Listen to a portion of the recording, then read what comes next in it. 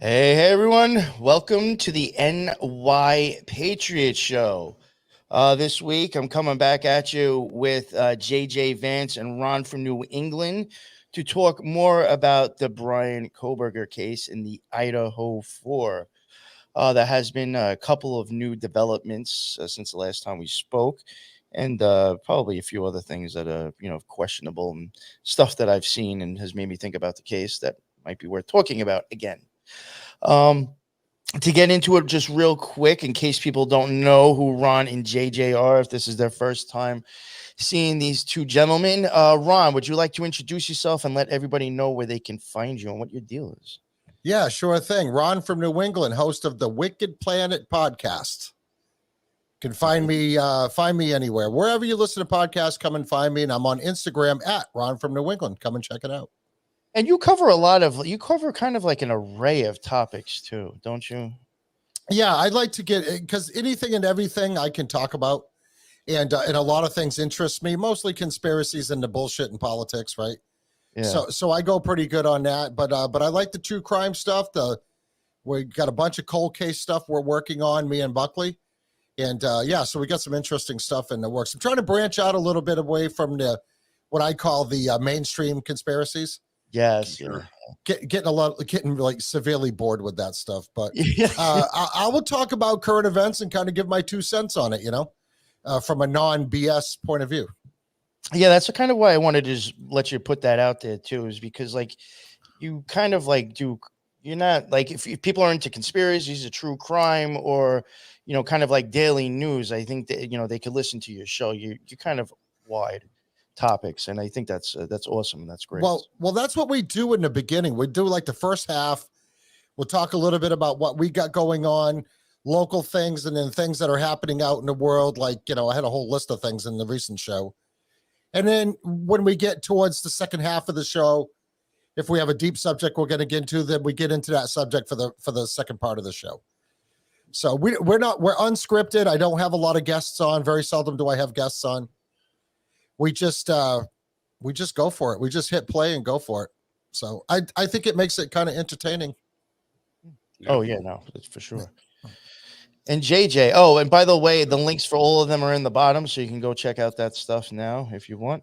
And JJ, let everybody know what's up, man. And thank you for coming back. Thank you. No, thank you for the invite, Nick. JJ Vance. I'm the host of the Operation GCD podcast. That's Garbage Can Dude.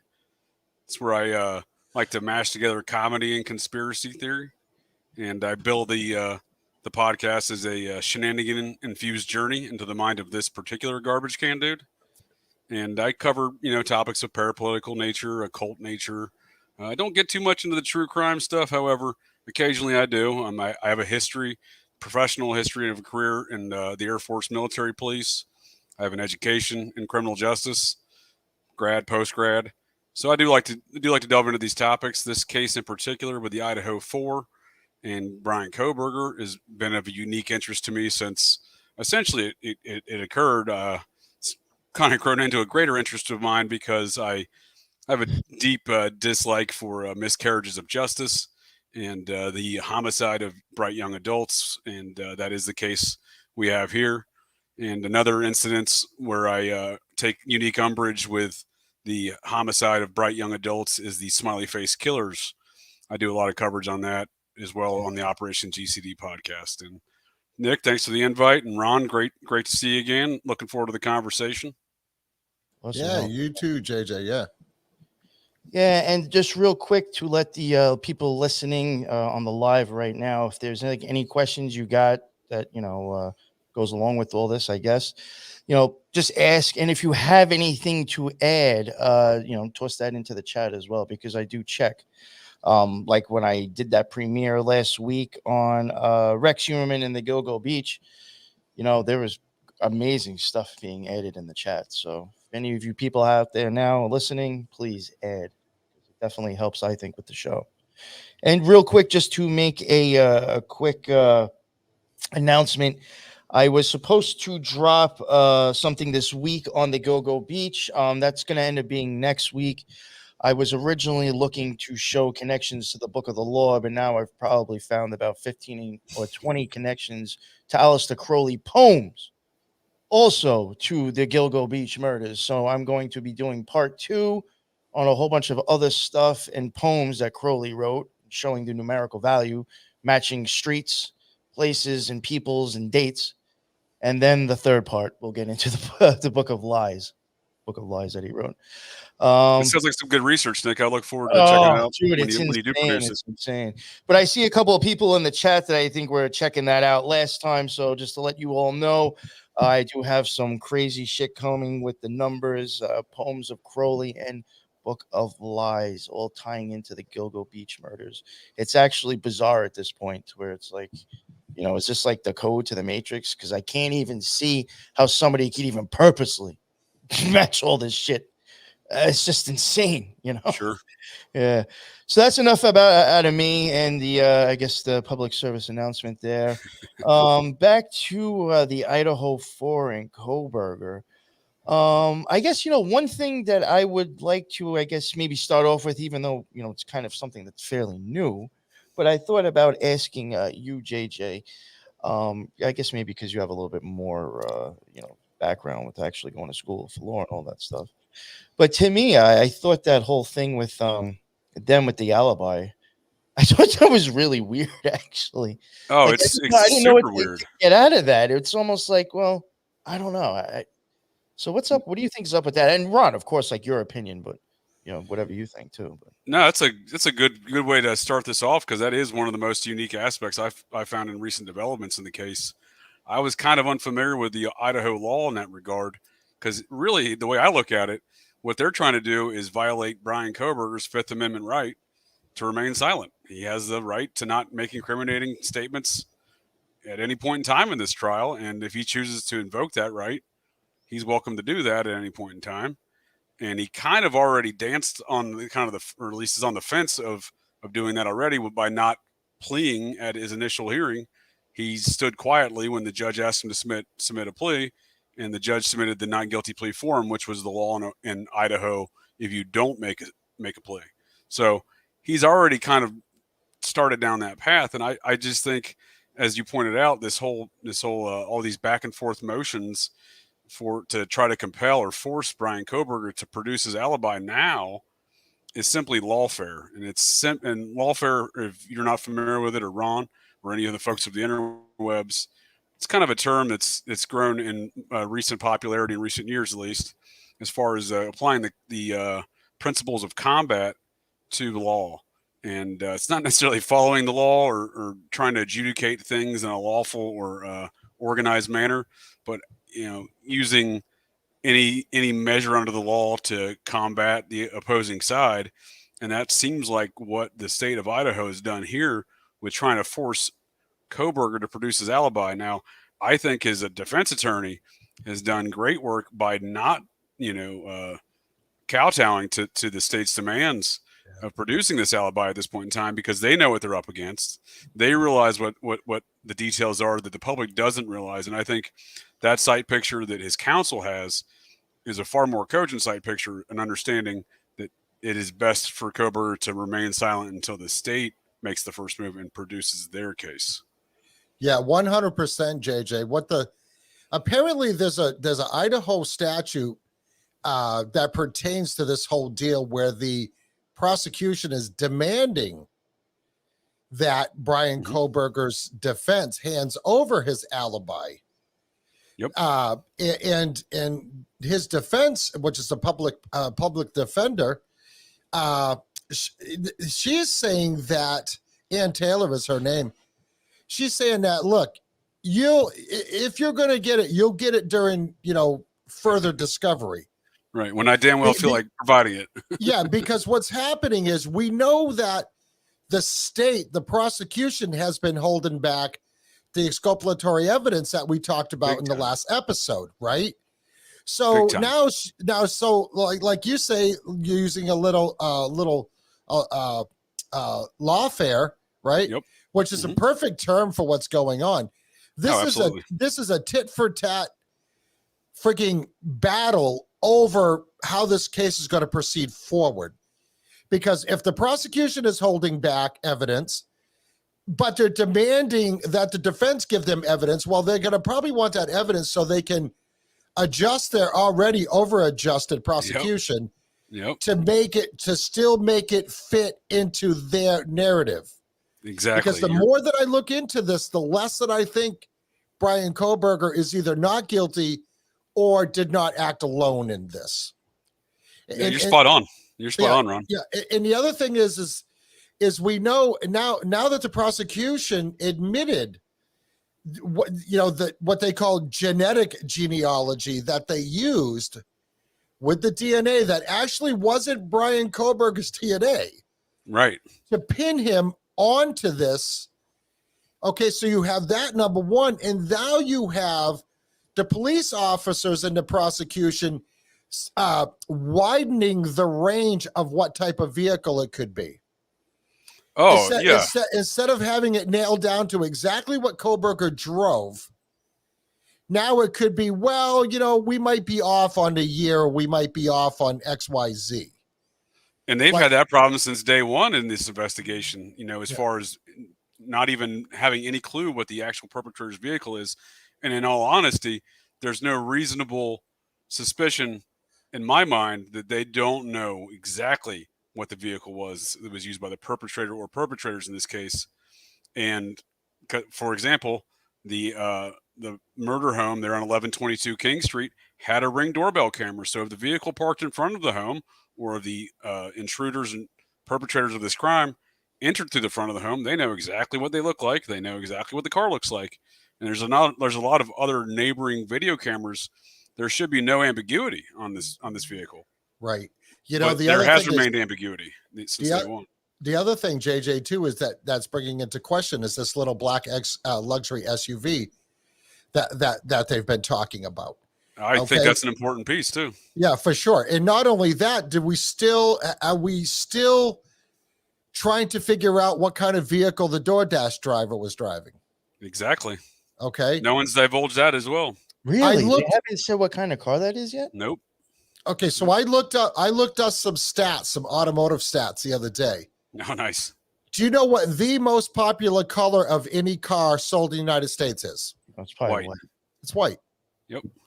So now, and I can tell you can put all kinds of mid-size four-door sedans white together at night on a nighttime surveillance camera. You're going to have a hard time distinguishing one car from another. Even me, who's in the auto business and knows what each car is. Yeah, those are good points. They are indistinguishable to the layperson. Yeah, absolutely. I didn't mean to interrupt you there, Ron. Yeah, absolutely. And if you recall, I think I mentioned in the last one, the Moscow Police Department was operating I believe a silver in color four-door sedan, very, very similar looking to a Elantra, in the immediate vicinity of the crime scene in the immediate time frame of the crime. And that's documented by their own body camera footage from they were allegedly sitting there to police underage drinkers coming, in and around the campus there. Yeah, not only that, but they were probably keeping an eye on this house if it was a known drug house, right? I suspect the same. And I'm not accusing the police of doing this, but it wouldn't surprise me if they said, oh, hey, take this car and drive it past that camera. Just take this car, drive it around the neighborhood in case we need to use maybe some footage to add to our narrative. I'm not accusing them of that, but if I was a shady cop, I would do that. Well, if you have a drug trafficking problem in a town and the cops are at least compromised in that drug trafficking operation, that's a good way to kind of, provide a deterrent from the actual investigation, the actual perpetrator's vehicle. Yeah, all I know is that this is starting to smell a lot more like cover-up than anything else, as far as I'm concerned. I would agree with you. And to speak to the forensics, this alleged genealogical, DNA investigation that was allegedly conducted, because I can't even say that it was conducted because they've done nothing to provide the discovery to the defendant. Now, I think they're on the fifth or sixth motion from Coburger's defense counsel to get this discovery.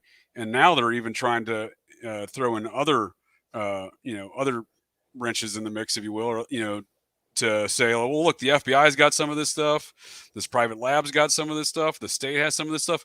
We can't produce all of it. These other parties have to produce these things. So they've created all these other little, detours in this discovery process to prevent Coburger from actually getting this evidence. And at the end of the day, I've seen nothing at all in any court filings that would substantiate that the law enforcement authorities or the FBI, because it's been reported as both parties, I'm not sure which party did this, entered into private property, into a private community in Coburger's parents' house in Pennsylvania and seized trash from a trash can.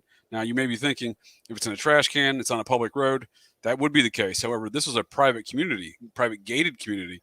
That's not a public road. They would need a search warrant in which to gain access to that, in which to get that trash. Okay, so JJ, the whole thing with the DNA is totally sketchy.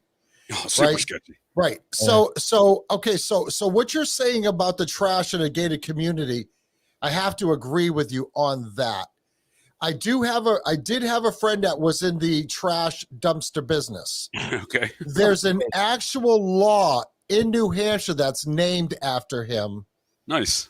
Because once the carrier of that trash gets that trash in their truck, either a roll-off truck, a compactor, whatever, that trash now becomes the property of that company, be it Waste Management or, BFI was a big one here for a long time. Sure. They actually tried to arrest him for something, and he beat them with that law. And the law, it's called the Naughton Law in New Hampshire, because good for him. Once he took that trash, it was his possession.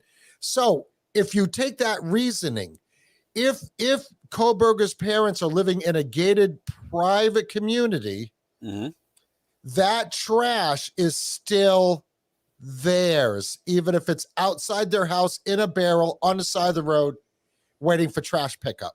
Correct. That's my understanding. That trash does not belong to the HOA. It does not belong to the neighbor.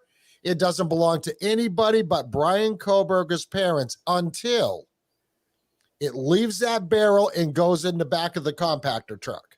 Yep. Then it becomes the property of, let's just use the name Waste Management. It becomes the property of Waste Management. Then if the prosecution or any detectives or any investigatory things going on with this, they would have had to get a warrant to search the trash at Waste Management.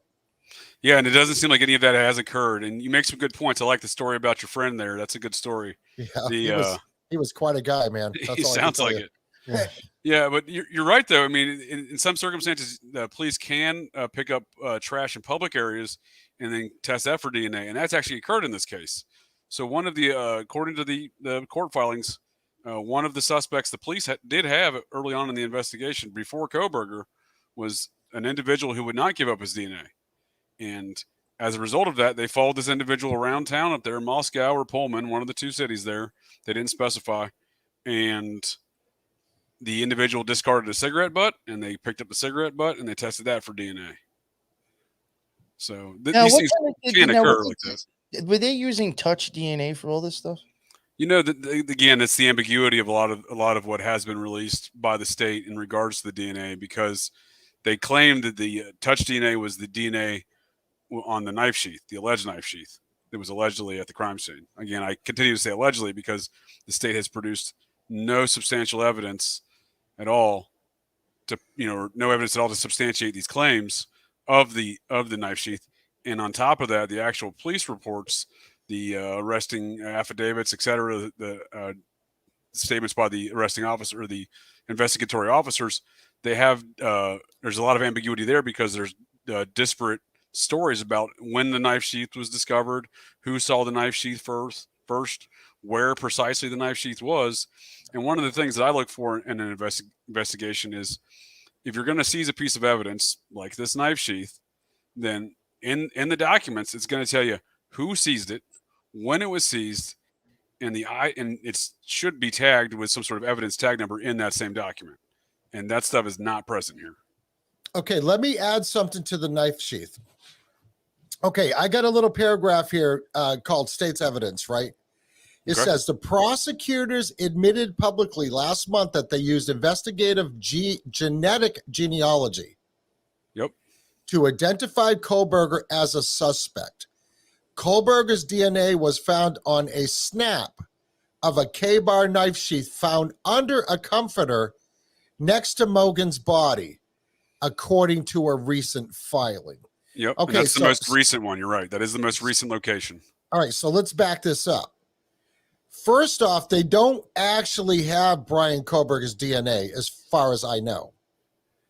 Well, I mean, they haven't stated that. You're right. They have not stated that publicly. Well, they haven't stated that it's actually his, because if that was the case, they wouldn't be calling it genetic genealogy. Exactly. So the genetic genealogy means that this DNA sample that they took from Kohberger's parents' trash can could have been his dad's, could have been his mom's, could have been somebody else living in the house that's related to him. Could have been a first cousin. Could have been anybody in their gene pool. Yo, you know what weirds me out with this shit is like this, and honestly, it's the same exact thing, and I'm not getting into that with the Gilgo Beach stuff. Right. It's the same thing with the DNA, and it's like, you know, this is, I mean, I mean, I guess, listen, if they did it, yeah, they should be getting caught, I guess, for it, whatever. But like, you just think like, it doesn't necessarily mean it's that person though, with this type of DNA that they're using. You know, like there's that whole side of the mothers. No, you bring up some good points. That could be anybody who's, you know, there's so many people technically. Well, if I can add to that comment, that is an excellent point, Nick. If you all recall, and I've compared this, I believe, in our first discussion to the O.J. Simpson case. Mm-hmm. You know, and I don't want to get too big into those comparisons right now, but relative to the DNA, you know, during the O.J. Simpson trial, and you all might be familiar with this name, and folks at the interwebs probably are familiar as well. His name was Dr. Kerry Mullis. He came to O.J. Simpson's defense and volunteered to testify for the defense in the O.J. Simpson murder trial. Dr. Kerry Mullis invented the PCR test, the infamous test that used the COVID test, right? Yep. The PCR test. So he testified that the state of California was improperly using that test to try to convict O.J. Simpson. So, and this would be a similar circumstance. They would have had to use it. They have not stated, the state of Idaho, the FBI, or that Othram Labs have none of these parties have stated they use the PCR test. However, they almost had to have used the PCR test because they're claiming they got touch DNA. So they would have to amplify that DNA sample in which to test it, right? And that's the same stuff that kind of happened with COVID as well. You know, the CDC changed their parameters and their regulations as far as the PCR test. They essentially, not to get too into the scientific aspects of it, they take it, a small sample of the whatever they're testing, and then they amplify it by spinning it in the machine. Well, if they spin it in the machine too much, well, let's call it 40 rotations. I believe that was the old normal, and then COVID, they got a new normal of like 50 some rotations. Well, according to Dr. Mullis, if you start spinning anything in that machine at that rate, you can make anything look like it's in. Yeah. You can make someone look like they have any disease. You can make the DNA stuff do a lot of, you know, funky stuff, which again is what he testified, and the OJ case was what the state was doing to OJ. All right, let me add something to that, JJ. Mm-hmm. Wow. Okay. So this just backs up. Just get back onto COVID for 2 seconds. Right. This backs up the theory that everybody had, including myself, that the PCR test was nothing more than DNA collection. So Dr. Kerry Mullis said 1 million times this was not designed to detect any type of disease. Yep. But now he didn't say this, but I'm going to say this. Okay. Dr. Ron's got some prognosis. Well, it's just common sense. I like it. If you take that long swab for the PCR test and you run it up somebody's nostril, you're going to get DNA no matter how you slice it. Oh, absolutely. There's somebody in the chat who's in the medical field, and they just said the same thing. PCR only amplifies your DNA, and they said JJ is 100% correct. Yeah, and what they did to say that you were positive for COVID, which could in turn be used for DNA evidence, they ramped up the cycles for testing way past the parameters that would make it isolated to any one particular person. 100%. Just my opinion, not a doctor. And this is why they use the PCR test for the whole COVID deal. And this is why they're trying to tie it all in to say, okay, that type of evidence. Oh, it's DNA. It's definitely his DNA, right? Which they do not have. I don't think they actually got DNA from Brian Kohberger. I really don't. No, I know when they went to go, I think I don't think they do, because didn't they try to find it online and they couldn't?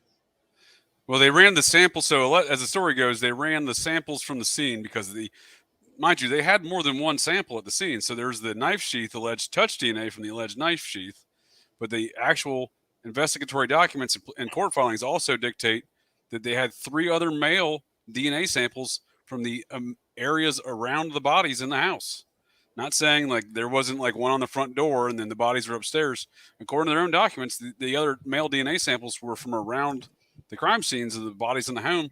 So it seems like they have 3 other male samples that are still yet to be identified, and that right there is a big problem when it comes to DNA as well here. But it seems that they don't have Brian Kohberger's DNA, because I feel like the state of Idaho would have been happily asserted into some sort of court filing, we've tested Kohberger's DNA and it matched this and this and this, and they have not done that. So I think as you point out, there's a lot of holes here in this DNA stuff. Real quick, just in the chat, because it was pretty close, but I think you were a little bit over. Lisa says 20 cycle threshold or less is a more positive indicator of a match. Once you exceed 30 cycle threshold, you are now running into error readings or false positives. There you go. Thank you, Lisa. Yep. Yeah. It's awesome to have somebody in the chat that knows this stuff. I still have to say we have a serious chain of custody issue with some of this evidence. Number one, big time. They say that they have snap DNA from the snap button that's on the K-bar, which is on the little flap that goes around the handle and snaps onto the lower part of the sheath to hold the K-bar into the sheath, right? Yep. So it would seem to me, if anything they would get would be at least a partial fingerprint off of that. There you go. They're not talking about fingerprints. Nope. They're well, maybe in a sense, if they're calling it snap DNA, maybe that could be what they're talking about. I'm not sure about that. No, I think you're right. I don't think I've seen anything about fingerprints. And again, that would be an important thing. And any defense attorney worth their weight, they would be able to quickly poke holes to any jury in the presentation of that evidence, because, well, how did my client, the defense attorney would say, how did their client get their DNA on the snap, but they didn't have fingerprints on this sheath? And then also on top of that, even if it were his DNA on there, and again, touch DNA just means, he could have shook someone else's hand. That person then touched this sheath on the snap, and that would have transferred his DNA on it. That is very plausible. And again, presenting that in a courtroom and having a defense attorney poke that hole in there it should be, weak enough for the state to even present this evidence. That's why I think the state is continuing to hide this evidence, because they know how weak it is. It is a capital case, right? It's a capital case. So here's the other thing. Do you really think, because we haven't seen any evidence of this sheath existing, number one? Zero. Yeah. So, I mean, we haven't seen any pictures of it, and I can understand that. However, whenever big cases are filed or whatever, they always blow it up in the media. They lay all the evidence out on a table. Oh, I got a stack of $100 bills. I got a silenced 45 automatic over here. I got an AK-47 over here. Look at all this evidence we got. Now, you would think if they were going to do that, they would lay out a table showing this knife sheath. Yeah. Right? We don't even know if this knife sheath exists, nor at this point, I don't think the defense actually knows if this sheath exists either. But it's going to have to come out in discovery. Whatever the prosecution has for evidence, they have to give all of it to the defense. And this is what they were messing with initially. And this is why Ann Taylor's coming back with, well, you'll get the alibi when we're good and ready to give it to you. No, exactly. Right. Didn't the judge actually have to force like a deadline for them to actually hand over everything in the discovery? Because I think that might have changed since the last time we did this. Yeah, because this cannot be open-ended. They need to get this shit rolling. No, right? You're right, Nick. The judge did set a deadline for. Hold on a second. My dog's jamming me up. Go. It's all right. He's fine.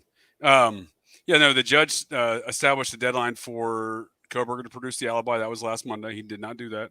They've established numerous deadlines for this discovery, and it keeps going back and forth. I think now. So now what's going on? No, go ahead. They didn't see it either at first, right? Wasn't it like something that popped up after the fact as well? Because it's not in the pictures, right? Well, yeah. So if you look at the statements of the initial responding officers and the lead investigators in the case, everyone seems to have a different conflicting story of where this knife sheath was. As Ron pointed out, the most recent story is it was underneath a comforter. Now, that's the first time a comforter has been brought into the storyline. Previously, it was in between the bodies of Madison Mogan and Kaylee Gonzalez. At one point in time, it was underneath each one of these bodies. Now it was underneath Madison Mogan's body and underneath the comforter. So again, they continue to change these precise locations. But again, I would say the key factor to focus in on there is in the actual arresting affidavits and court filings, mainly the arresting affidavits in this case, there is zero. It's very ambiguous. It should say we discovered this knife sheath at this time, at this location, and by this person, again, naming the person, and then it was entered, it was then seized and put into evidence under this tag number, right? And again, that does not exist. Those statements do not exist in any of the filings. Not only that, JJ, but there needs to be crime scene photos of that location of the knife sheath before it's touched or moved. Yep. And all this is integral in the custody of the evidence. So custody of the evidence can become a major factor in especially in a capital case like this, because if you didn't cross your T's and dot your lowercase J's, that could be an issue with trying to convict an individual, such as, a murder in this case. I'm sorry, Nick, but did you guys see kind of nailing down the timeline a little bit better? Have you guys seen that? No, I haven't actually. Okay, so what they're saying now that Xana Canoodle was on her TikTok at 4:12 in the morning. That sounds correct. Yeah. Okay. She got her food delivery at 4 a.m. So if they know they got the food delivery at 4 a.m., why don't we see who brought the food, how they brought the food, what they were driving for a car? That's still very important. So now they're saying she was on her TikTok account at 4:12. So if she's on TikTok at 4:12, she's awake. She's not asleep. True. So if they're saying that this happened between 4 and 4:25, 4:12 to 4:25. That's like almost smack in the middle. I mean, come on. You know what I'm saying? Unless she completely passed out and this guy knifed her, or whoever knifed her in her sleep. So what I don't understand is that there's really no sign of struggles, right? Like not really any signs of struggles that we know. That we know of. Yeah. And then the surviving member, and I thought that this was very interesting. Two surviving roommates. Okay, so one of them come out and said, I heard somebody walking around in the apartment. Yep. And then I heard somebody crying, and then somebody saying, don't worry, I'm going to help you. Yep. Okay, who's talking to who and what time is it? Well, these are some good points. If I can provide some greater detail here for you and provide a better sight picture of what you're talking about, Ron. So the initial time frame was 3 to 4, right? And that was so these details you just mentioned with the DoorDash delivery, the TikTok account. These were not the law enforcement authorities did not include these in their initial timeline.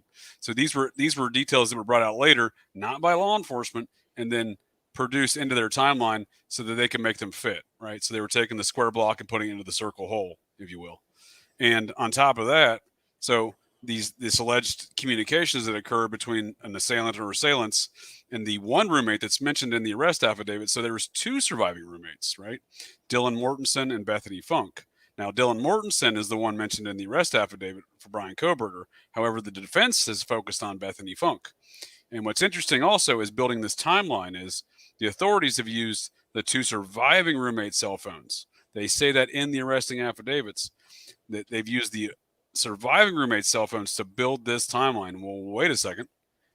Why would you not be using the victims' phones to build this timeline, especially the victims ordering DoorDash, especially the victims on a TikTok? But they're not in the actual filings in this case. They're not using the victim's cell phones. They're using the surviving roommate's cell phone, and only one roommate, it seems, and that's Dylan Mortensen. When now the defense has subpoenaed Bethany Funk as far as to support their case, and have basically alluded to the alibi of Brian Coburger rests upon the testimony of Bethany Funk. Well, what's interesting about this is it went from 3 to 4. Yep. Okay, gives them an extra hour to do whatever. But if she got a DoorDash delivery at 4 and she's on her TikTok at 4:12, and then they're allegedly all dead at 4:25 or 4:30. Yep. All right, that's not a lot of time to murder 4 people. No, Oh, not okay, to murder people, clean up the scene, and leave the scene. All right, so my point is this timeline that they're trying to nail down to a tighter timeline is, I don't know what their reasoning is for this, because nothing happened between 3 and 4, not by the sounds of it. No, doesn't seem that way. So everything happened within a 12 or 13 minute period. Yeah. Right? I mean, it just doesn't sound right. It almost seems like everybody kind of came back, like, I don't know, and then like just shit happened, and that, I don't know. Very weird. Allegedly everybody was back no later than 1:56 a.m. But initially the police tried to say that was 1:45 a.m. and that was the return of Madison Mogan and Kaylee Gonzalez.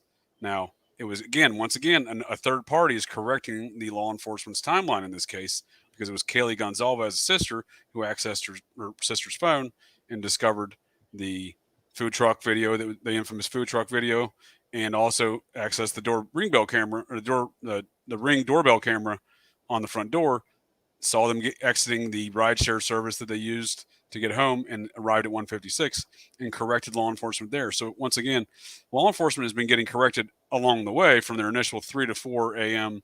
timeline, which was the initial public statements they made. And it seems to me, the way I perceive these things, is they've painted themselves in a corner. Law enforcement authorities have. Real quick, I just want to acknowledge the chat. There are people saying stuff in here. Yeah, real quick. This is what Angel's saying. I'm just taking their word on it. They said that Xana spoke to her dad about around 12 a.m. Yep. And said her and Ethan were at home watching movies and eating pizza. Why order more food a few hours later? I mean, right. I do get that, that's a good question. Yep. Xana, and the reason why I'm kind of entertaining this, and I do think, it could be something, is that even when I was doing stuff with the Gilgo Beach, I saw Xana coming up. There's a few connections, actually, of names and things between both cases when I do gematria. And the name does mean, according to Lazarus, and I did check too, Xana can be like a fairy or a like water nymph. Oh, interesting. And, yeah, it's big in Spanish and I think Austrian and a few other places. And there was something else, but I forgot what they said. The whole thing with the touch DNA. I know Fire, sorry, I forgot the whole name. Fire Pixie had mentioned before. And, I'm not saying that this is a possibility, this isn't what happened here, but it is a possibility, actually. This whole touch DNA, I mean, you got a pizza box with the Gilgo Beach guy where it's just something sitting in a trash can that other people could have brushed up against something that brushed up against that, or like even with Kohberger, it's like with this touch DNA and them finding these things kind of out in the public. It's not like they're getting when they went through the garbage and shit, and they get stuff. I don't know. I just feel like it's not like they're getting this touch DNA shit that's in areas that could easily be getting it, I think, from other people. That's a good point. Even if it were valid evidence, it's not strong evidence, right? Yeah, no, it's just like I do think it does open it up to more discrepancies. The way they're getting it and finding it. But I'm glad that the chat brought up the point about Xana and Ethan, the other two victims here in this case, because you're right. They're right. That was brought out by Xana's father. And now, because initially, once again, law enforcement authorities had claimed that Xana and Ethan were the Sigma Chi fraternity house, which was Ethan's fraternity. Now it's within eyesight of the home because it's right along Greek Road there off of campus. But once again, that busted the law enforcement's timeline, right? If they're trying to say that Xana and Ethan were at this party from 9 p.m. to 1 a.m., well, then that was not true when Xana's father came out and said, well, no, I spoke with her. They were at the house. They were at their own home at 12:30. So once again, this law enforcement timeline from day one has just been moving the target along. Every time some new objective point of fact from a third party comes up, law enforcement's like, well, we gotta adapt our timeline now and put that in there and switch things up. So if it were legitimate, what I'm getting at is we're a legitimate timeline. If it was a legitimate investigation, it was an objective timeline, you wouldn't have to do that. Right? Yeah, the same person, Angel, that mentioned something earlier. They've said a few other things. Actually, asked me to scroll back up and check it out. This is. I mean, I would say this is actually a very interesting theory, or possible actually, and it's actually kind of genius to do it like this. If you wanted to be shady, I guess. I mean, who's to say that when they went and checked his place, they didn't use that sheath and just rub it across something like a pillow or a blanket? Oh yeah. Yeah, how do you know you didn't already take that and just rub it against something? They didn't have to check his place. Yeah. That's why I said we got a serious chain of custody issue with this knife sheath. And here's something else I'd like to just add real quick. There's no body cam footage either, they said too. Yeah. That's interesting. Would it be possible hasn't been released? Hasn't been produced. Would it be possible that Xana actually wasn't the one on her TikTok? Certainly possible. Yeah. Well, if that was the case, it would be DNA evidence on her phone, because phones only work if you if you touch them with a bare. You can't have gloves and work a phone. You can't, not even rubber gloves. Don't. Sometimes it'll work, sometimes it won't. Just a question I had. I see what you're saying. Yeah, I see what you're saying. They do make gloves that you can use a touch screen, but they're unique. They're special. Yeah. Generally speaking, you do have to have bare hands on. Yeah. And in regards to the touch DNA, though, one other point is they didn't have to go search his apartment necessarily. Brian Coburger was involved in the doctoral program for criminal justice and applied for a public safety internship at the police department over there in Washington State University, Pullman, Washington there. So they may, again, I think I've made this comment in our previous episodes. There's no clear indication that he did not get that position. There is a clear indication that he did apply for that position. So he may have already been an intern over there working with law enforcement, and the two departments work hand in hand. In fact, the old chief from Pullman is now the chief for Washington State University. So, and they're all part of a joint operation over there, joint 911 center, joint SWAT team. So these departments very much function as one already. So they may have just said, hey, go look at the intern's locker and let's get some DNA, touch DNA. It could be as simple as that. That's what I'm saying. If this is any type of law enforcement cover up, if it is, say, organized drug ring related, like you don't pull any of that off unless you're paying some cops off. Well, that's a good point. So if that is the case, then I don't think it would be out of the realm of possibility that they would actually do what you just said. Absolutely, Ron. I think it's very reasonable to assume that there's something like that could be at play here, especially as we've talked before about the large volume of drug trafficking that has been going on these two campuses within the Greek communities, the fraternities, the sororities. In fact, if Nick wants to put that in the link or the link I sent him in the show notes, I mentioned it last time. Now, the local drug regional task force is comprised of the law enforcement departments of the Pullman, Moscow, the 5 neighboring counties, all of the prosecuting attorneys, and the police chiefs sit on the board of that task force. So the people prosecuting Coburger literally have a bird's eye view all day long, every day, of the drug operations in that town. And in fact, one of the examples that we discussed last time in 2019, I believe it was a press release I sent. I think I sent to you as well, Ron. Pullman, it was the drug regional task force, but the report was out of Pullman, Washington. And they quoted one of the fraternities over there as running the largest pill stamping operation in the state of Washington. This was back in 2019. Now, they don't tell you in the press release which fraternity it was. And I have looked. I'm not saying that I could have missed it. It's possible, but I have looked. And it seems that case has been sealed because I cannot find evidence in the court record of that case. Yes, I do remember us talking about that. Yeah, very much so. We do have evidence, very publicly known evidence of large-scale drug trafficking operations that the same precise officers, prosecuting attorneys, etc., are involved in that task force and running that task force are the same ones that are convicting and prosecuting or attempting to convict and prosecuting Coburger.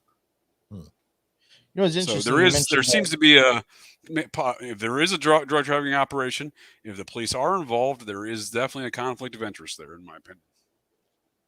You mentioned what are these Greek fraternities you said before? You said something about Greek, right? Yeah, the Greek communities, the fraternities, Yeah. the sororities. Yeah, I just happen to still have that, I guess meaning of Xana up, and as you were saying that, I just happened to look at the screen, and it says in ancient Greek mythology, Xana represents the concept of wilderness and is often depicted as a nymph or spirit of nature. That's I mean, interesting because I don't know how deep the theology or philosophies of these students that involve themselves in the Greek life go, but you never know, really, I guess, right? Because I can see her sister's also a sorority member over at Washington State University, so her siblings are also involved in the Greek life. I'll tell you what, JJ, I really think the theory that these Greek fraternities and sororities are all part of a nationwide drug trafficking organization, I don't think you're too far off. I think that's definitely possible. Yeah, I think I think there's a lot to be said there and it's not just unique to this campus. I've kind of followed these cases around other campuses and other reports over the years. Because one thing that's always bothered me is we have this war on drugs in America ever since the Reagan years or even the Nixon years, really, and nothing. If anything, drug trafficking has only increased over this time, right? So it's created a black market. It's more lucrative market, and it's grown exponentially over this time. And if you look to see where a lot of these large scale kind of incidents are, whether it be the use of drugs, large scale use, or large scale trafficking, either instance, it's a lot of it's on college campuses, and it makes sense. You get your customers in at a younger age, you get them hooked. They got these kids, especially within the Greek life. These kids have money, right? As far as the trafficking within the Greek community, the Greek life, and college campuses, right? You already have a built-in nationwide system. You have a system of secrecy already built into the system because if you're not part of the organization, you can't go to the functions, right? Especially if you're a guy, you can't go to the functions. If you're a girl, I think they have some slightly relaxed rules in that regard. However, if you're, for the large part, though, these are secret societies. Oh, right? that's a really good point to put it. I mean, yeah. So you have this you already have this veil of secrecy. That would be again, if I was operating like a drug cartel, that would be where I want to go deal drugs, just from a business standpoint. You're a businessman, Ron. You understand these concepts, right? Yeah, endless supply of customers. Yeah. Endless supply of customers. There's always new ones coming in. Yeah, and the secrecy that's involved, and just like anything, you talk about the war on drugs, Nancy Reagan, Just Say No campaign. Yep. Right, the whole DARE campaign. Yep. Where the cops would go to the schools to talk to the little kids, to talk about the evils of drugs. I grew up in that DARE environment in school. Yeah, for sure. Yeah, what better cover though? Yeah, you know what I mean. We know that across this nation, it's a lot of crooked cops, and we know that they're taking the drug money. We also know that there's people on the federal level that are taking the drug money. This amount of drug trafficking does not happen without somebody higher up knowing. Right. It's plain and simple, because the big cartels will actually alert the police to who's dealing. Yeah, to take out the competition. Okay, get rid of our competition. Absolutely. Believe it or not, the movie Scarface, the one with Al Pacino, was so incredibly accurate when it came down to him dealing with that police detective from Miami who was actually working for the drug dealers. And he told Al Pacino's character, listen, we like snacks. Just give us enough so we can get a bust once in a while to make it look like we're doing our job, basically. Yeah. I think it's very accurate. I think that's what we got going on here. And the only way they can take the eyes off of themselves is to somehow manipulate the evidence, pin it on this Coburger guy. Now, listen, I'm not saying this Coburger guy is just a regular normal person, because I don't think he's normal at all.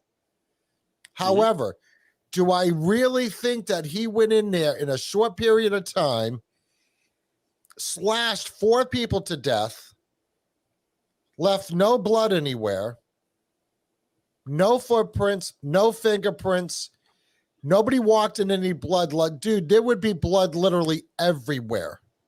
Oh, for sure. And it's hard for me to believe that a person like Coburger would be able to do this. This is more of something that a natural born psychopath would do. I agree. This is what cartel hitmen do. They do not care. Well, that's what I was going to say. This to me, all the hallmarks of a very surgical, incursion into this home, the assassination of these kids in a professional manner, like I said, like a cartel hitman, right? But also, again, the police have already produced evidence that would substantiate any claim that this scene was already cleaned up, right? So the police initially, when they were searching, when Coburger was first arrested, they got a search warrant for his apartment. They were looking for, if you all recall, a Vance shoe print, a Vance shoe. They allegedly found a Vance shoe print inside the home. However, that was not a bloody shoe print. That was a latent shoe print, meaning the law enforcement authorities had to put down a chemical onto the floor, put down some powder on top of that, and then produce this shoe print. So right there, in their own evidence, in their own statements, it's showing that this scene was cleaned up, right? If they're not finding a bloody footprint, they're finding a latent shoe print, right? And that's what they're looking for at Coburger's apartment. They're already tacitly admitting, obviously not expressly admitting, that the scene was cleaned up. They have not said that again. They have not expressly said that, but their own statement and evidence says that. Okay, right? So check this out. Check this out, JJ. Mm-hmm. If this was a party house, how many people are coming and going? Number one. Oh, man. Number two, you got four, 4 or 5 people, 6 people in this house at the time. Mm-hmm. How many footprints do you think they would have been able to find? Oh, so other than one, which leads me to believe that there was a cleanup, and somebody got sloppy and left a footprint. It's very because possible. That house should have been wall-to-wall footprints. And then how could they distinguish? How could they distinguish whose footprints they were? Are they going to go through every person that lives there, go through their closets, and take pictures of every pair of shoes that they have to actually single them out away from the actual footprint that they found? So they're saying they found one latent footprint. Mm-hmm. Okay. Yeah. That is not even two. Possible. Yeah, just one. Just one.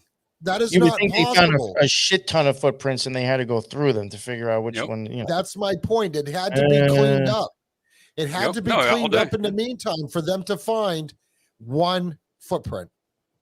And also, I scrolled through all the social media accounts of these girls early on. They all wore Vans. The occupants of that home wore Vans shoes. Mm-hmm. Oh, so shit. who's to say it's not one of the surviving roommates, one of the murdered roommates? Well, who knows? There was never any honest or objective investigation to that regard. They just said we found this one latent shoe print. It has to be the culprit of this crime, and we're going to go look at Coburger's apartment for this shoe. They didn't find it. That was my point, JJ. They would have to look at every pair of shoes that every person that lived in that house owned. Yeah, absolutely. Like even the shoes that they possibly were wearing, like if they were all in bed, then they're not wearing shoes, right?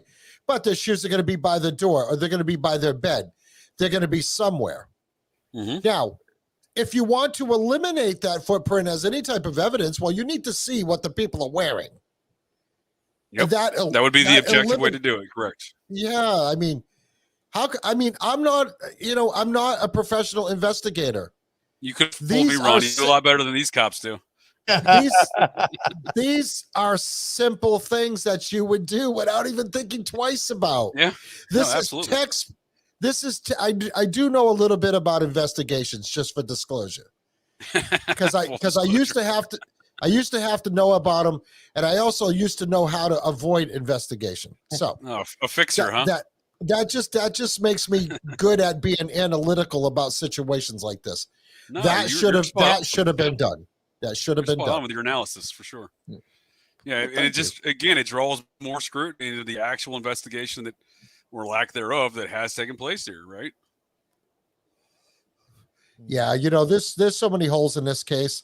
I think they made a big mistake by saying they were going to try him capital. Obviously, murdering 4 people, that's a capital offense. But I'm saying maybe they should have been a little bit more careful about what the initial charges were going to be before they came forward with a capital murder case, because now evidence has to be a whole lot better than it would be for, manslaughter, or et cetera, whatever. Not that I think any of this could be deemed manslaughter, It's just there's so many holes in this case. Point. I really don't know how the prosecution thinks they're going to move forward in this unless they have a stacked jury. And it's going to be funny you say that, because they've already stacked the grand jury, according to Coburger's counsel in the recent filings this week. That's the assertion by Coburger's counsel, is they motioned to dismiss the grand jury indictments, quoting Idaho law, and then quoting a sealed affidavit that was filed with the motion that we can't see publicly. But according to the public statements in the motion, they're basically, Coburger's defense counsel saying the state rigged this grand jury and it needs to be thrown out. The indictment needs to be thrown out and revert back to the public arraignment hearing that was already scheduled at the time of the grand jury indictment. Okay, it's a good point you make about rigging the juries. So just for the listeners, all grand juries are stacked. Well, to a certain degree. Yeah, well, that's why it's so easy to get an indictment. Well, yeah, there's the famous, I believe it's out of Nick's state of New York, the New York State former chief of the Supreme Court, or chief of their appeals court there, and they have a somewhat funky court system in New York, but I think they don't call it the Supreme Court there. I think it's their chief of the appeals court, is the lower court under the Supreme Court there. But the judge there, I think it was the 80s, famously said, Saul Wachtler, I believe was his name, famously said, you can essentially, a prosecutor has such great mobility in a grand jury process that they can indict a ham sandwich. Yeah, know what? And it's what you say, because they have, first of all, they can present one side of this jury, and they don't have to present an opposing side. And generally speaking, there is a lower level of lower bar for incriminating evidence, right? However, in the state of Idaho, they do seem to have some pretty stringent rules regarding grand juries, according to what I've been looking at based upon Kohberger's counsel's motion, right? So that would be not only do they have to do a random kind of selection processes, which is, it seems that they didn't do this kind of not to get into all the details of how that random selection process works. However, generally speaking, folks show up for jury duty, and then out of the pool of different jurors, they randomly select this grand jury for a grand jury situation, right? And it seems, according to Kohberger's counsel, they did not do that. And secondly, the state of Idaho seems to require a higher bar of criminality or incriminating evidence to indict somebody. They actually say in their own law, which was quoted by Coburger in their motion to dismiss this grand jury indictment, that you have to have beyond a reasonable doubt. So generally speaking, that's only beyond a reasonable doubt's left for trial. You're right. Most jurisdictions, grand juries do not operate on beyond a reasonable doubt. Yeah, funny enough fact about the ham sandwich. You're absolutely correct on that. When I was indicted by a federal grand jury, oh, nice! I like to hear this. Based on evidence from the Organized Crime Task Force, based out of Providence, Rhode Island, my lawyer said exactly that to me. He nice. He calls me. He goes, "Well, you're indicted." I said, "Yeah, I'm not surprised." He goes, "Listen." Casually just says that. My whole case. We'll talk about it off the air sometime. Right. This was a very casual thing, right? Believe it or not, because they knew they weren't going to get anything out of me or really anybody. He said, but don't worry about that. They can indict a ham sandwich. He literally said that to me, verbatim, what you're saying. So yes, that's a very common phrase that they use. I was not aware that the state of Idaho had different parameters for that. Yeah, which they seem to have a higher bar there for sure. Yeah, it is interesting, because it is usually, like you said, like you point out, it's the actual the proof, the level of evidence and the proof of a criminality that has occurred is generally a lower bar than beyond a reasonable doubt within a grand jury process in most jurisdictions. Yeah, I know in the state of New Hampshire, everybody gets indicted. Doesn't matter what the evidence is. At least that's how it seems that it works. But which there's some pros and cons that process, but it is nice to see that well, in theory, that justice should be met when you have a higher standard of law. But however, clearly that's not what's going on here in this case with Coburger, because if it was beyond a reasonable doubt, I mean, none of the actual evidence is presented to the grand jury's public yet, so it's unknown what that was. However, just on the evidence we've discussed here today already and in our previous episodes, I mean, does any of this evidence meet the bar of reasonable doubt, just in either of your gents' opinions? As far as a grand jury point of view, really, but again, reasonable doubt. That's the bar. Right. That's right. You have to meet. Kind of on the fence here. I would say, based on the evidence that was presented, be it skewed or not, if I was an unbiased person sitting on a grand jury, I would say yes. Okay. There was enough to at least indict him. Listen, without indictments, nobody makes any money. The legal system's there to make money. If you are not indicted, and you walk away, the lawyers aren't making any money, the state's not making any money, and if you go to prison, the prison industrial complex isn't making any money. This is why it's so easy to get indicted, because they'll say, you know what? Let's just indict him. There's enough evidence here to say, reasonable doubt or lack of reasonable doubt, or however you want to put that. Let's let it go through the legal system and see how it turns out on the other end. Yeah, and I forget the exact verbiage. It may not be beyond a reasonable doubt in the exact verbiage, but that's what they're getting at in the Idaho law, right? What they're getting at is it's a higher level of standard in which you have to present evidence. Now, again, the prosecutor could have cherry-picked which evidence to present to the grand jury. They may have presented two pieces of evidence for, you know what I mean? So they can do that. I'm sorry, JJ. No. Yeah, no, I'm sorry to interrupt you. However, they can do that. They can cherry pick. They can cherry pick not necessarily what they consider their best evidence, but enough evidence. It only takes a little bit of evidence to get indicted. They might say, okay, I'm going to give you X, Y, Z, but I'm going to hold this ace up my sleeve for later, because this is what I'm going to throw them off guard with. And this is the exculpatory evidence that we were talking about before, that the prosecution is withholding from the defense. The prosecution does not have to give the grand jury every piece of evidence they have to get an indictment. Nope, not at all. Nope, that's totally legal to do it that way. What are your thoughts on that, Nick? My opinion, there's a grand jury process. I thought that was real shady, that whole thing. Well, yeah, I think it was real shady how it went down. But as far as the evidence that would have likely been produced to a grand jury, do you think, with Coburger's counsel's recent statements that this was a kind of a rigged process, and they didn't follow the Idaho law and the grand jury indictment process, which I think an argument can definitely be made for that. Whether or not it's true, it certainly seems like it's true at this point in time. Well, I mean, just for me, if I was on that jury, I know, honestly, for some reason, that 8-hour gap is what really throws me off with this whole thing. And I really just think of even hearing that, I'd be like, there might be something weird here. So I would automatically be like, I already think there'd be something. If it's him, there's more to it than that. So it's still I'd still have a doubt. You know what I'm saying? It just wouldn't seem right to me. Like a juror could come back and say, listen, maybe there's enough to indict him. We would like you to come back with a little bit more. And this comes back to, what is the prosecution hiding? Yep. Like you say, they're hiding lots of stuff because it's obvious, because they keep denying discovery. Like what NY just said, that whole time gap may not have even been presented to a grand jury. They may not have even known about that. It would be really interesting. Can we get our hands on the evidence that they actually used for the grand jury? Is that public information? So they have motioned for that. Coburger's defense has motioned for that. Much like everything else in this case, it just continues to be sealed or denied, right? If it's not sealed, then it's denied. So nothing's really public about that yet. But I think this most recent filing, I think, was actually July 25th. So a couple days ago. They just posted. So they've been doing all sorts of funky stuff, too, on the Idaho court website, right?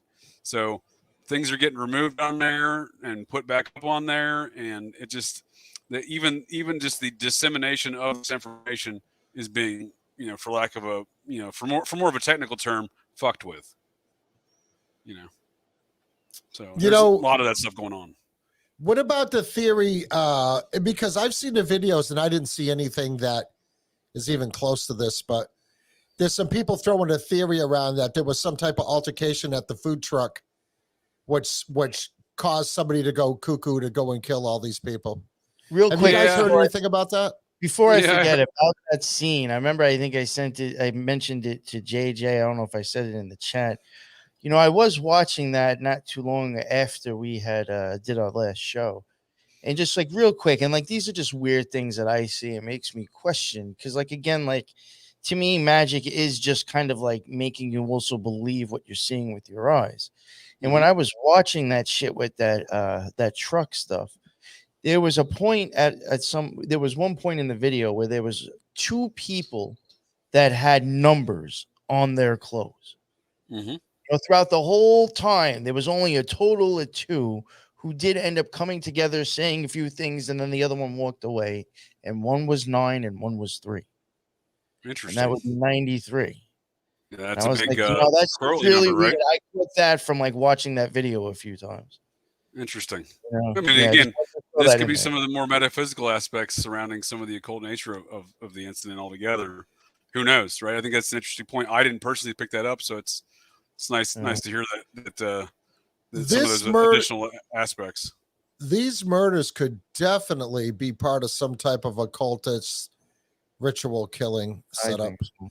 Yeah, I mean, because even Coburger's lawyer, basically comes out and it's this quote. There is no explanation for the total lack of DNA evidence from the victims in Kohberger's apartment, office, home, or vehicle. Yep.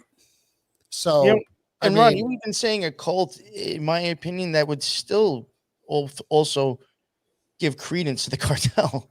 Because in my opinion, they are into that shit themselves anyway. Yes. I don't think a lot of people know that, but like they are heavily into that type of shit, especially. Well, yeah, I mean, a lot of good point. A lot of cults operate no different than gangs do. They sell drugs, they sell guns, and they sell sex, prostitution. So it's the same. These terms are interchangeable in many regards, be it gang, be it cartel, be it cult, right? Yeah. So I think that's a good point to bring up. And relative to the food truck video, Ron, I've seen some of the the interwebs theories and suspicions about some of the characters in the food truck video. I don't put much credence to that stuff. No to the point. I think it's a good point you brought up. The things I find most compelling. Good. That was my point, JJ. I saw nothing in any of them videos, and I watched several. I agree. That would indicate that there was any argument, any altercation, or anything between anybody there. Okay, I apologize. I misunderstood you. But that's a good point to bring up still, nonetheless. Well, that's what I was asking, if you had heard anything different, because I didn't see anything that showed any type of altercation, yet this is being thrown around. Now, is this being put out by someone as disinformation to kind of muddle the waters a little bit? We do know that that's a possibility when, say, the prosecution or the police or the investigators really have nothing to go on. Then they're going to start throwing information out there to get people's mindset in a different direction or in a form of a distraction. Right? A magician's distraction, right, Nick? Yeah. Okay, so something else. Now we're on the same page. I'm tracking with you, Ron. But if I can just interject real quick, what I find most compelling about that food truck video is the coat Madison Mogan's wearing. I know we briefly discussed this in previous discussions here on the series. That coat was later found in the precise location where that same silver sedan the police were operating an undercover unit just in about 200, 300 meters in front of the home, the murder home. That coat, by all appearances, was found at that same location where that vehicle was sitting. So again, if she's wearing the coat home, arriving home at 1:56, the police are sitting in an unmarked sedan, silver unmarked sedan there, and that's near a fire hydrant, roughly 200 to 300 meters in front of the home. At 3 a.m., which is, again, is documented by their own police body camera footages, how did that coat get there? And is that indeed the coat Madison Mogan was wearing? Again, it's a male's coat, very oversized for her. She's a smaller woman. and it seems to have the same unique white identifying tag on the left arm, which again appears to be the same precise coat the police are photographed picking up. Not clear if they took it into evidence, but seen picking up near that fire hydrant, again, from the precise location where that silver unmarked sedan of the two Moscow PD officers were sitting, again, in and around the time of the murders. Okay, So that's what I find most compelling. Personally, I think the coat is a nothing burger. It's possible. I think it's just being thrown in there. If you look at the video of the food truck stuff, like they're wearing like hoodie type sweatshirt type deals, right? Possibly a coat, but do we know from the videos, does this coat that was found 300 meters away from the scene happened to be right next to where a surveillance car was parked? Does any of the surveillance from the food truck show any of these people wearing this coat? Madison Mogan. So yeah, she was okay. So she was okay. So she was wearing the coat that's described as the one that they found down the street from the house. That's where the ambiguity comes into play. So no one wants to go into any further details within the investigatory documents about even bringing this coat into evidence. However, within news media reporting, the police are photographed picking up this coat off the ground, looking at this coat like, oh, this might be something, right? And again, it has a white tag right along this kind of the bottom area of the arm around this region, and it seems to be the same white tag and the same black coat that Madison Mogan is pictured wearing in that food truck video, and it's obviously a male coat. It's not a female coat. It's a men's coat. It's far oversized for a small woman like Madison Mogan. Okay, so I'm gonna dig a little deeper into that. I say that I think it's a nothing burger only because we haven't heard a lot about this coat until recently, right? But I don't think we've heard anything about this coat. That's one of the big question marks I draw on the whole case. So there could be something to it. So for part 4, we're going to look into this coat. This could be an angle. However, a gentleman that has a coat, it was a cold night, right? Would say, if you're trying to, maybe buddy up with a chick, say, oh, you're awful cold. You're awful cold. Here, take my coat. Like, right. Step on my coat in the puddle type of deal. No, I'm tracking. I get you. Yeah. So this coat, maybe I should backtrack on my statement. We'll look into the coat thing. Yeah, and I'll share with you the photographs that I've saved in regard to the coat. My biggest question with the coat is if it was the coat Madison Mogan was wearing, how did it get to that fire hydrant where the unmarked police car was sitting, and at 3 a.m.? So they're there. I don't know it's not clear precisely what time they arrived. They're there at least at, I believe, 2:30, roughly 2:30, right? She got home at 1:56. So is there a spot in time where she could have walked out her front door after being dropped off in her driveway, ran the 200 to 300 meters in front of her home, thrown the coat over on the ground, and went back inside? It's certainly possible. Doesn't sound reasonable, but it's certainly possible. Well, if you remember when we first talked about this coat, I don't know if it was in part 1 or part 2. I had a theory that this ride service, we don't know if they were being rude to the driver. Yep. Say, for instance, to kind of go back to what I believe I said last time, say she didn't have the coat on in the car, or as you say, maybe it wasn't her coat at all. It was a coat that she either borrowed from somebody or maybe took from the club. Who knows? Yeah, I was saying she just grabbed it on the way out of the bar and said, I'm cold. Just grabbed it on the way out of the bar. Yep. And maybe threw it out the window before the rideshare place got to their residence, or she left it in the car. The rideshare people drop them off, gets down the street a little ways, sees a coat that doesn't belong to any of them. He's maybe not happy with them and probably said, F you, here's your coat, and threw it out the window. That's what I would have done. No, that's exactly what you said last time, and I agree with you still. Yeah, that is a very plausible scenario. What I would like to see, though, is some sort of investigation into, is that the coat she was last seen wearing when the last public place she was seen alive, and how did that coat get there? Those are really the only – I'm fine with it being that scenario, and I think that's a very plausible scenario you've painted. However, wish we could I just want to see an investigation into it. There's 2 people I wish we could talk to. One, the DoorDash driver. That would be, that would yield a lot of answers, I believe. Would like to talk to the DoorDash driver, ask him a few questions, ask him what kind of car he drives. They should have already done this. And if they did do this, well, they're withholding that information.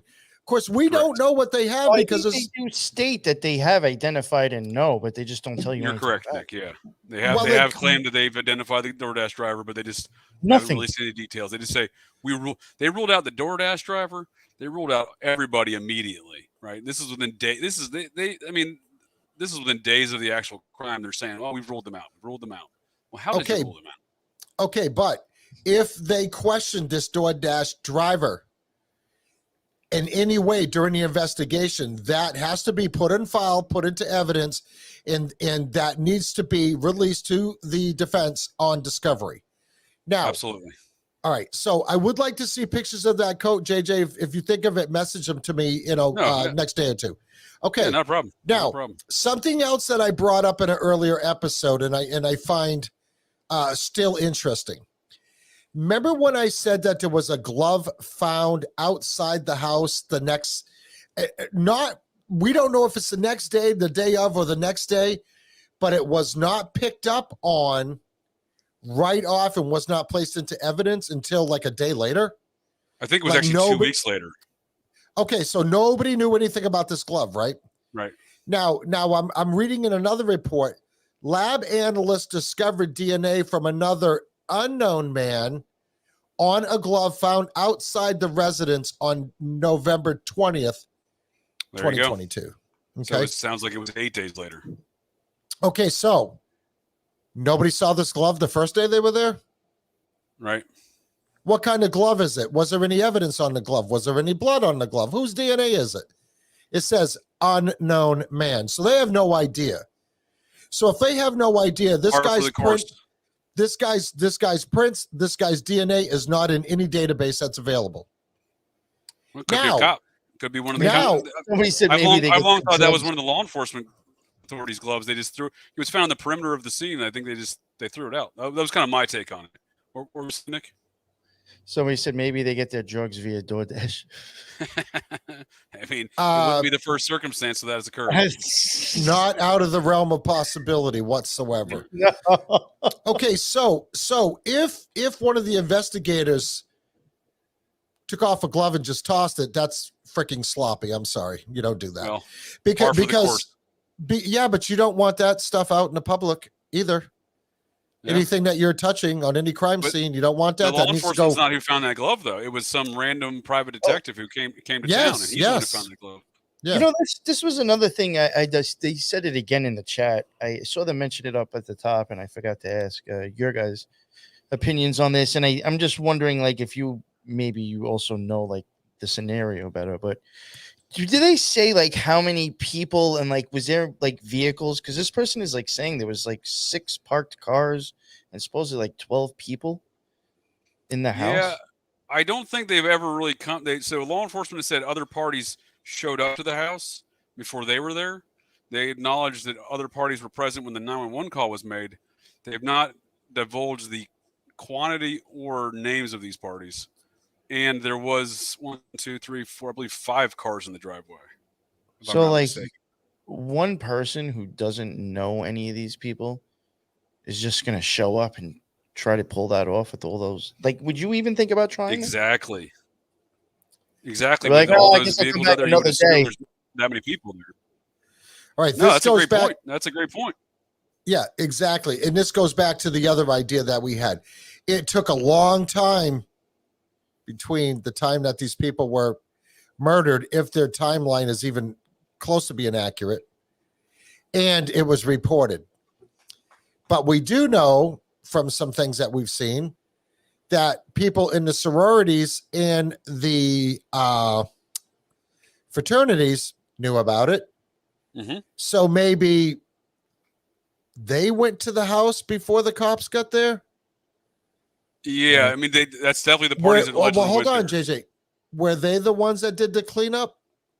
I mean, we don't know that. But think about that. That's a really good point, Ron, because like I think the girls or people have even said that's involved with that fraternity. Like, it's almost to the point to where it's like, well, you contact us before you even call the cops. Yes. Yep. No, that's the rules they're supposed to operate by. But no, I think in my mind that is exactly what occurred here.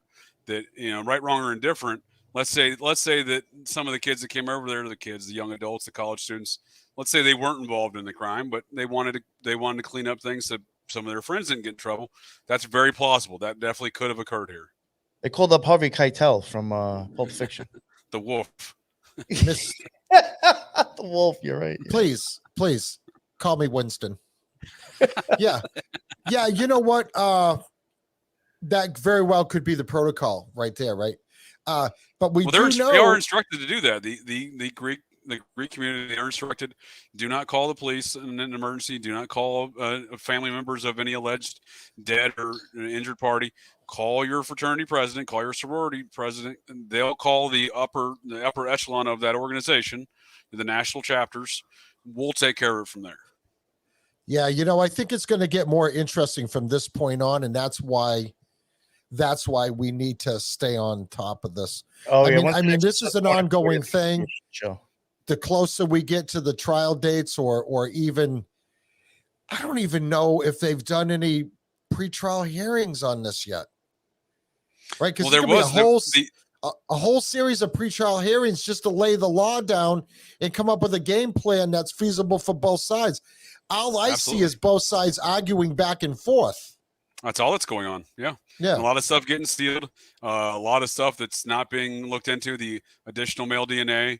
The police subpoenaed bank records of unidentified parties that have yet to be really known who owns these bank accounts or cell phone accounts. The unidentified parties of who owns these cell phone accounts. It isn't Coburger. It isn't the victims. It isn't the surviving roommates. We know that much.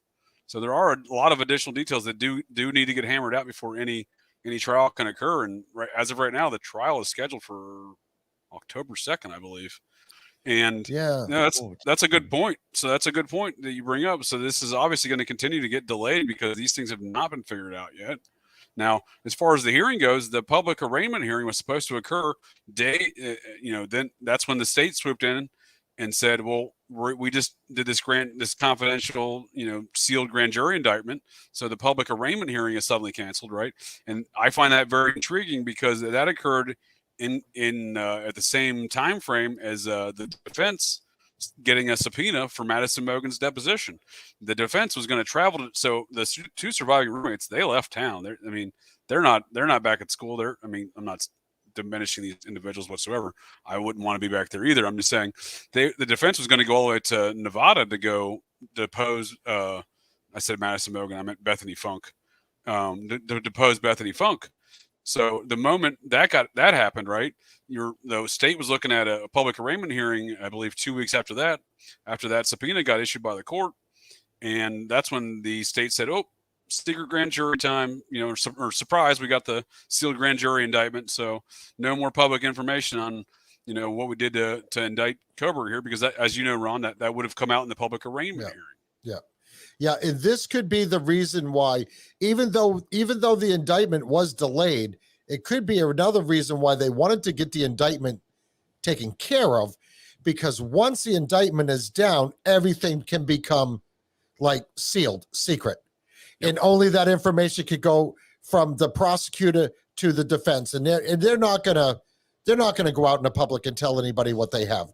They're already not divulging it to the defense, right? With these back and forth discovery demands. Right, but after defense has their total discovery. Mm-hmm. And I think why the prosecution is holding off is because they don't really have enough discovery, enough evidence to give in discovery. So they're freaking stalling for as long as they can to build their case bigger. And that's why they're stalling this whole process. And that's a violation of Kohberger's rights, in my opinion. Absolutely. Yeah, it's rights to due process, sure. So there's going to be a lot more things, obviously. And I do apologize. I hadn't had a lot of time to dig deep since last episode. But between now and we do part 4, I'm going to actually put some time aside and get kind of a little bit deeper into this. Because I think from this point forward, this is when it's going to start getting really interesting.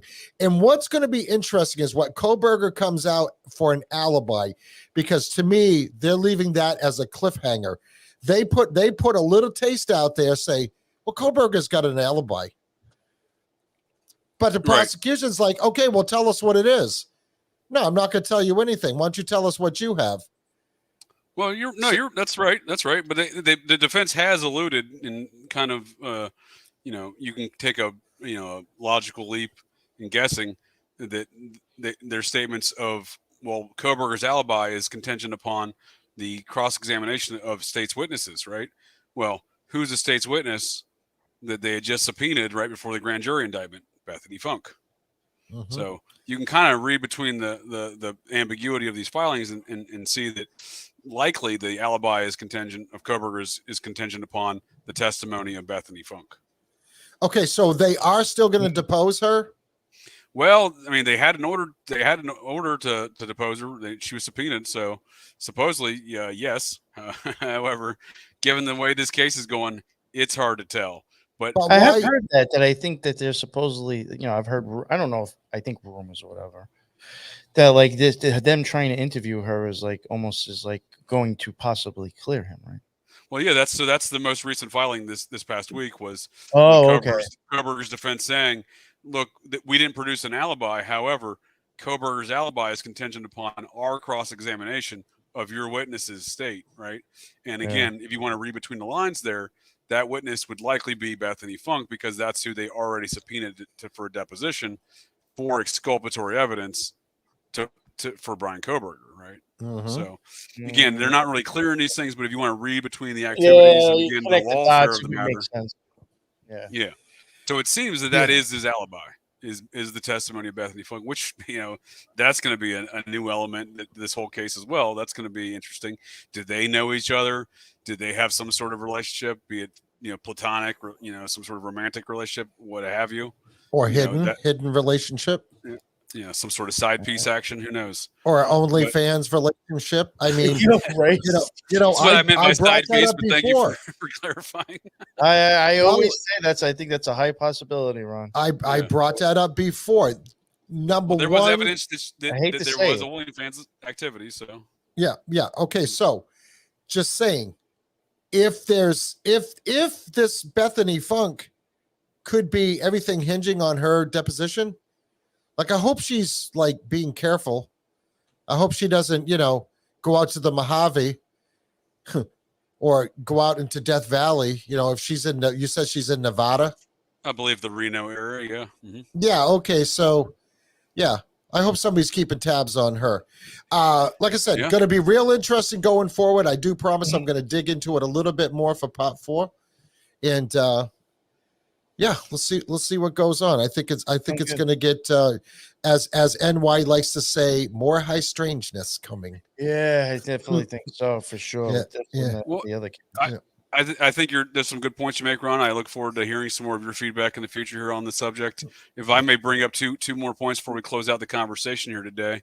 One being where I discussed earlier or in the previous part 2 regarding the greater implications, some of the political issues that may be weighing heavily on this case, being if there is a drug trafficking operation going on involved in this case, where's that money getting laundered?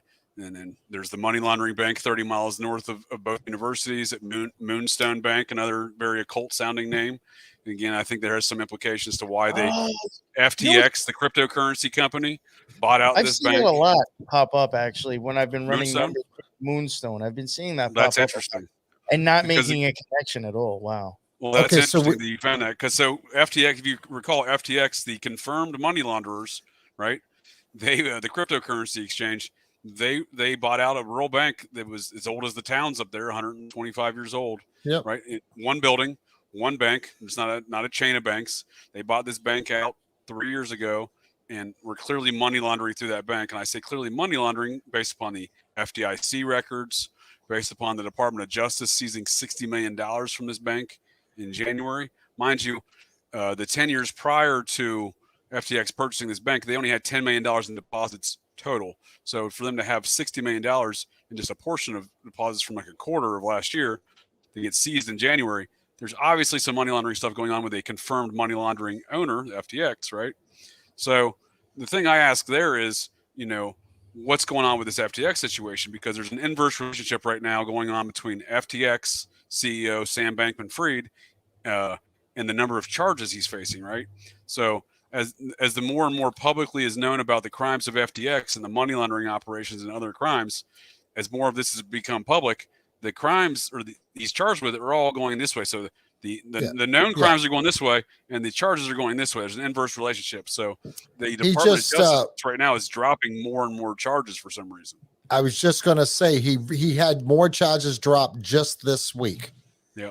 So I find that very strange. Yeah. Well, a lot of that is based on his donations to the Democratic Party. They want to drop them charges because if they drop those charges, they don't have to tell anybody what they know. That's obvious. Yeah, that's a good point. Yeah. So we already know that whole FTX thing is shady. This Moonstone Bank has all the visuals of what we used to call a mob bank. You know, a bank. It could be a cartel bank. I'm just saying. Used to be back in the day, just from the knowledge I had from my past life, that these folks would have their own banks. And not only that, they had their own insurance agencies. And this is where, and believe it or not, this is where they made the bulk of their profits were from fraudulent insurance deals run through their own insurance agencies, money deposited into their own, well, I won't say own bank, but let's just say we use the term a controlled banking institution. Yeah, absolutely. Which if you get enough rich guys together, you can start your own bank. I know a guy that started a bank when I was a kid. Do you know how much money was involved with that thing? Somebody in the chat is saying that it was 93 million. With FTX? With Moonstone Bank? Yeah. FTX is way bigger than 93 million. That's bigger than Jeffrey Epstein's Ponzi scheme. It's in the billions. Yeah, it's in the billions. FTX is. Bernie Madoff's Ponzi scheme and Charles Ponzi, the guy who invented the Ponzi scheme, combined. And FTX is the biggest Ponzi scheme in American history. Where they're getting the 93 million NY is that's what they can account for that Sam Bankman-Fried donated to the Democratic Party. Okay. Yeah. Oh, that may be true. Yeah. And that's also 93. No, that may be true. Yeah, because the money at Moonstone Bank exceeded 93 million as well. Yeah, I think that's all based on what they can prove that he donated to the Democrat. Various. Well, not just Democrats, some Republicans too. Yeah, for sure. But this Sam Bankman-Fried FTX thing. Same uniparty, right? This FTX thing is going to be a nothing burger when it's all said and done. Well, hopefully, I mean, given historical examples, I think you're correct. Give it BCCI, the bank of, the CIA's bank in money laundering that was connected to the Vatican and the Archbishop here in America, Paul Marcinkus. That whole mess. You got the savings and loan scandals of the early 90s, which again is kind of tied into that same scandal from the 80s. So I think historically speaking, you're correct, Ron. I'd like to think that maybe some things have changed. Again, who knows?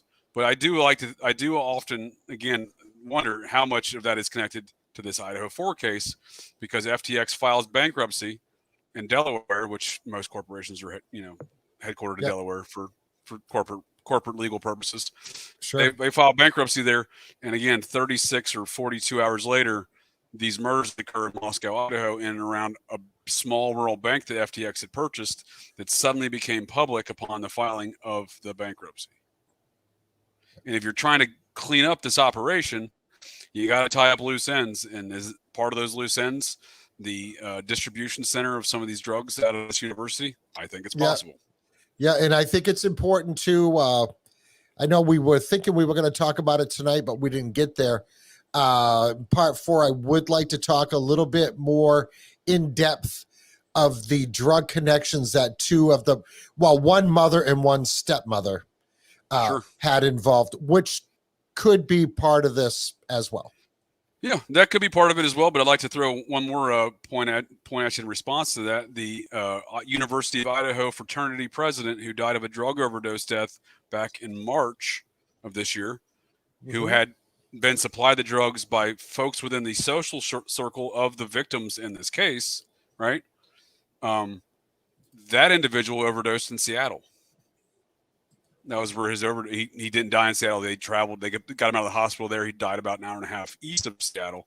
However, that same case I mentioned earlier out of the Washington State University fraternity, it was doing the next largest pill stamping operation in Washington State history. They were distributing the drugs to Seattle. So there is clearly a pipeline of drug activity between these two small towns, these universities, Washington State University, University of Idaho, and the city of Seattle. Where the extension of that drug trafficking channel goes, it's undetermined at this time. However, I think using those two examples of the Xanax pill stamping operation and this University of Idaho fraternity president's drug overdose in Seattle, I think there's a lot more. It draws in a lot more scrutiny to the matter and a lot more questions that need to be asked. Yeah, and I still, I know this is a theory that I haven't really shared, might have with you guys a little bit. I still say that there's a Mormon cartel angle here. Oh yeah, Hey, you come to the right place to talk Mormon conspiracies. Because we know Salt Lake City, Utah. Salt Lake City, Utah is the hub. Okay, so the drugs could be coming up through Mexico with Mormons. Oh, we're Mormons. We wouldn't be smuggling anything. Don't sleep on Idaho, Ron. Don't sleep on Idaho. You got that's Mormon fundamentalist country, and you have some very, very powerful Mormon fundamentalist groups up there. Exactly, and this is why I think there's a Mormon connection, at least to the supply portion of this whole deal. Yeah, no, so as we discussed last time. Yeah, so the drugs episode. Yeah, the Mormons are definitely involved in cartel operations in Mexico with the next team called the LeBaron and the Romney families down there in Mexico. Those fundamentalist groups and the ones the women and children that were killed we discussed last time. So that's a good point. Good point. Yeah. So coming from Mexico to Salt Lake, from Salt Lake up into Idaho, which is heavy duty Mormon country as well. Big time. And then spread out all over as far as what you said, Seattle. Because when you're in Seattle, what are you going to think? Well, the drugs are coming from offshore. Okay, so they're looking at Canada, up in Vancouver. They're looking in the wrong direction because the drugs are coming from Salt Lake. It's very possible. I agree with you. Yeah, I like it. Just an angle for everybody to look into, the listeners and the people in the YouTube chat, which I signed on to and I've been watching. So nice. Oh, awesome. Detective Ron brings a good element to the case. You should be able to, both of you should be able to comment as well with your own YouTube channel if you have them. Oh, nice. In the chat too. Yeah, I think that's like a new thing they added on StreamYard. So if you have your own channel, you will like kind of sign in and you can answer with your own shit. Yeah, awesome. I got in on the on your chat. So nice. I've been watching them, but so much going on here. And NY wants to get involved with this go beach thing, and I'm like, oh my god, both. Yeah, that's right? So I mean, we're investigating on multiple fronts, but that's an interesting case right there as well. Yeah. I agree with you, Ron. That's a very interesting case, and I think there's a lot of, much like the politics associated with the Idaho case. I think there's politics weigh heavily on the Gilgo Beach case. Oh yes, Nick said, so. And he and I have kind of discussed this stuff offline, and I don't want to get into it right now in this discussion, but certainly would be happy to discuss in the future with both of you gentlemen. And if I can make one more point here on relative to the Idaho case, and something I heard Nick bring up before. Regarding the movie Scream and some of the elements that he's seen around the Scream motif of the Idaho case.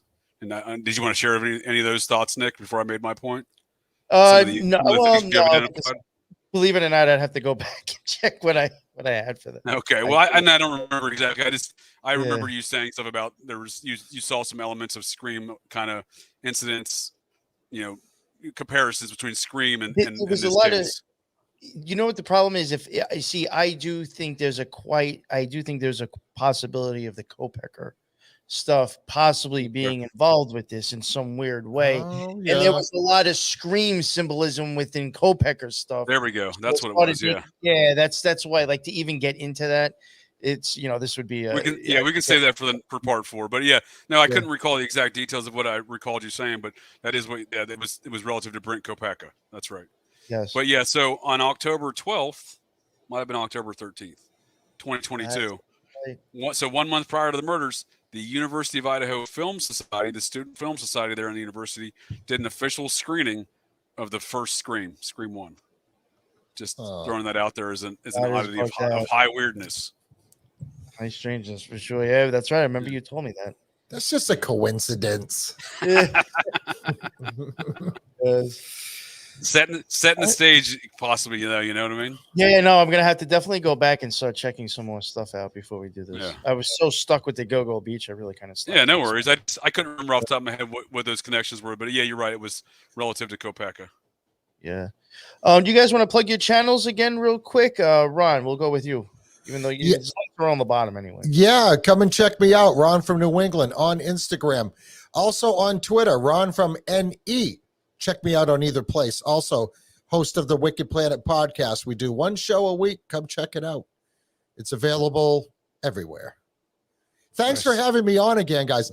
I really love these conversations. Hell yes, man. Yeah, for sure. So I want to thank you. Thank you guys for having me on. Help me join thank you, in. Ron. I enjoy your insight, especially with your some of your stories with the garbage fella and the some of your inner workings of the you had some real life experience. I definitely do, because I'm probably twice as old as either of you guys. Yeah. So yeah. Flavor. Yeah. Thank you. And JJ, plug yourself real quick.